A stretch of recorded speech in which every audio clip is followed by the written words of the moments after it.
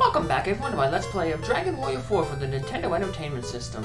Last episode, we visited Stancia Castle to the north of Zenethian Castle. We were told to go there by a sign that the King of Zenethian left for Alina to read. And apparently we would learn more about Zenethia there. Well, we learned that there's a castle that floats in the sky, the Zenethian Castle, the home of the Master Dragon, who once defeated the ruler of evil. And in order to gain access to that castle, we need to find 4 pieces of equipment. The Zenethian gear, Zenethian Helm, Zenethian shield, Zenethian armor, and the Zenethian sword. The King of Stancia has the Zenethian Helm, and he'll give it to anyone who can make him laugh. Well, unfortunately, Cosmo and his companions couldn't make the king laugh, so we're gonna go recruit Panon down in Moonbaraba. He was the entertainer there who took over for Mara, and he's really funny. He basically sold out all the shows there. So, I'm gonna grab him. We're actually gonna keep him in our party though for a little bit. Normally you can just grab him, get the helm, and then he'll automatically leave your party. But we're gonna keep him around for a little bit because just to show him off, and he's okay at combat.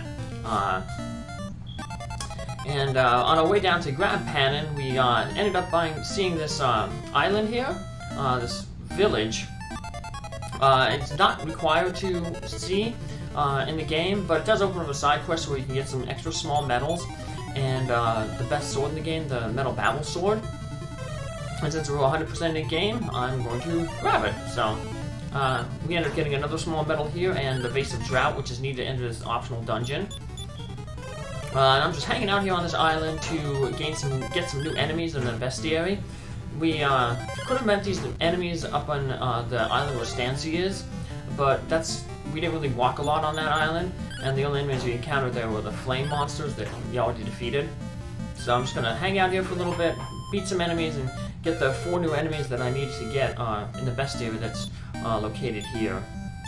Which is okay, because we want to do, we need to get some gold anyway to buy Sword of Lethargies for Ragnar and the hero.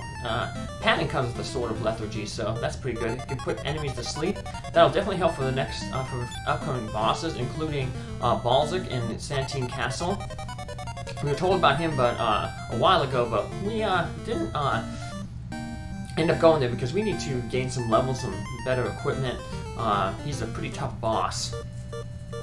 So, also something we were told earlier was about the Zenethian equipment. We were also told that the shield is apparently in Berland. Berland is the area where Ragnar was from, where he did his adventuring in Chapter 1. So we're going to want to go back there. I wanted to hold off going back there until we got Ragnar in our party. And now we have him, so we'll be heading back there. So even though we have to do some leveling gold grinding before we can take on Balzac, we have a lot of things to do in the meantime, so it's not like we're actually having to stop adventuring to sit around and level grind. We've got a lot of little side things to go about. So now I just learned the Vivify spell brings you back with a 50% chance that it brings your character back to life, which is good because we're going to be going to this really tough cave that we shouldn't be going to. They don't recommend going there until around like level 27, so we're going to go there much earlier than normal. But the good thing is we can go into this cave, and we have the wagon, so we'll have our entire party with us, so we can switch people in and out. And if anyone gets knocked out, then Nara we'll just keep her safe in the wagon, and she can come out and revive people. So that's a short dungeon, so like I said, it's just filled with really strong monsters. The reason we're going there is because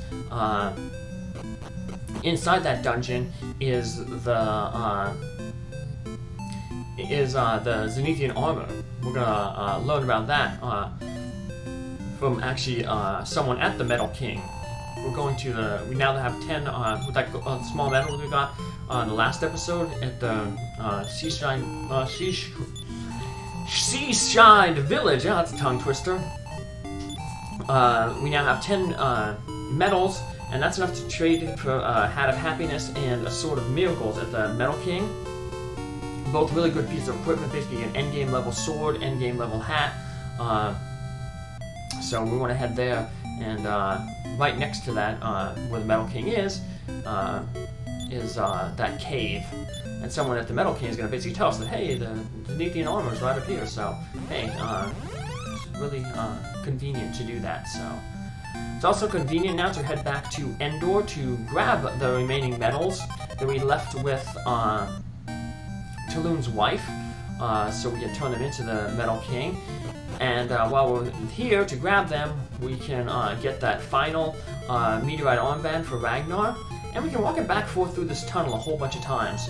I'm going to off-screen going back and forth through the tunnel a bunch of times. I think it took me about like 10 times to do it. But when you walk through enough times, you get this. A little prize. Congratulations, you're the 1,000th person to travel through this tunnel since its opening. You'll receive a terrific prize from the King of Endor. It's 2,000 coins you can use in the casino in Endor. They'll be deposited in your name. So yeah, I switched my party up a little bit here. Just to get some different people in. Also wanted to have Tulun in my party because if you head back into this tunnel with Tulun, you get a little bit of extra dialogue with this guy. Tulun, you're alive. Good to see you again. Yeah, remember Tulun funded the building of this tunnel back in Chapter 3. So, now we're going to head back to Endor, once again with Tulun, to see his wife, grab those small medals. His wife, though, only opens the shop and during the day, so we're going to have to spend the night here at the inn. That'll get us all healed up and ready to go to be strong and make that trip to the Metal King Island. It's not a very particularly dangerous trip because, you know, we're just crossing the sea, and we can cut out a lot of sea travel by warping to Stancia and then traveling to the west. The Metal King, his island is in the northeast corner of the map. Stancia is in the northwest. So by heading west from Stancia, you'll actually wrap around the map and get to the Metal Island King much quicker than if, like, we would have to go north and then east if we left from Endor here. Probably the closest village that we have a war point to right now, other than Stancia, would be maybe Branca or maybe Conenbar. You'd have to go either south or north, respectively, and then east and then north to get to them. But like I said, the quickest way, we're just going to warp to Stancia and then head to the west.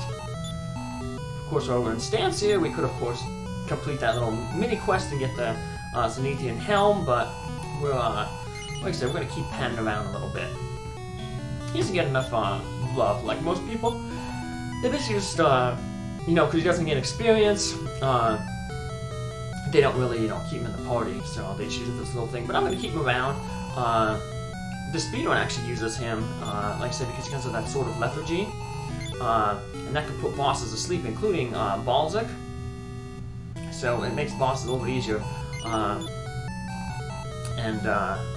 You know, the speedrun is a little bit under-leveled, of course, because they're not really grinding. So being able to put a boss to sleep is really, really helpful. That's why we want to grab Sword of Lethargies for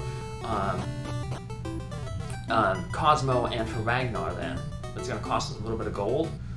But we should get a lot of gold just from sailing to, even though it's a short trip, to the Metal King.